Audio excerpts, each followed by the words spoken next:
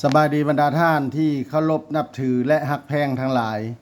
มื้อนี้พ่อใหญ่แก๊สสิมาอ่านประมวลกฎหมายอาญาปี 2017 มาตรา 266 การทำสำเราของภิกขุ สามเณร พ่อขาวและแม่ขาว ภิกขุ สามเณร พ่อขาวและแม่ขาวหากได้เสพสมกับผู้หญิงหรือผู้ชายหรือด้วยกันจะถูกลงโทษตัดอิสรภาพแต่6 เดือนหา3 ปีและจะถูกปรับใหม่แต่3 ล้านกีบหา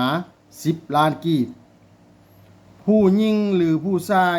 ที่ได้สมัครใจเสพสมกับภิกขุ สามเณร พ่อขาวหรือแม่ขาวก็จะถูกลงโทษในสถานเดียวกัน